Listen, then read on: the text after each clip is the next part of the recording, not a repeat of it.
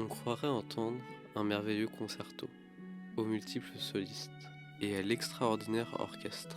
Mais bien vite, c'est la désharmonie, la cacophonie qui domine. Ce n'est qu'un interprète solitaire, feignant une belle voix pour cacher ses bruissements. Imposteur aux mille et une ruses, escamoteur, uniquement trahi par quelques lapsus, les tourneaux sansonnés usurpent les autres oiseaux avec astuce.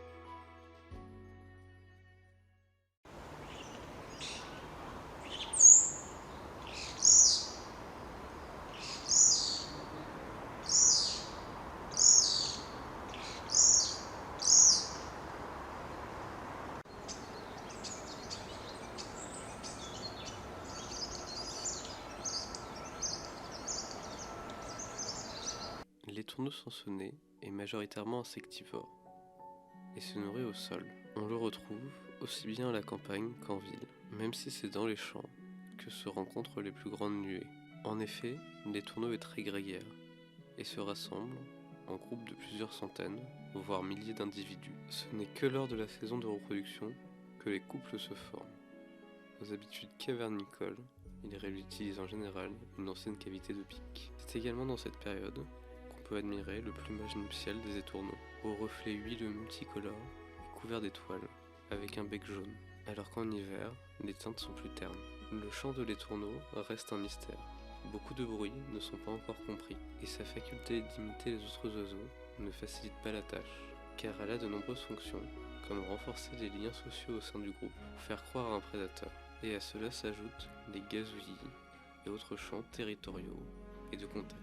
Le tout s'agglomérant dans des phrases discordantes au vaste répertoire d'imitations que nous allons essayer de décrypter.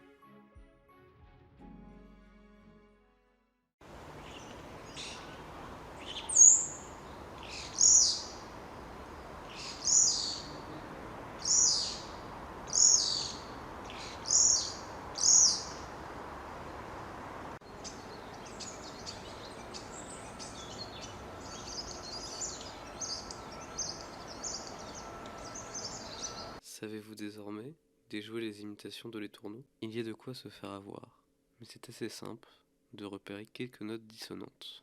Très pac pac pac pac pac pac, et autres grincements et notes chevrotantes caractéristiques. En tout cas, une fois bien en vue, l'étourneau est impossible à confondre.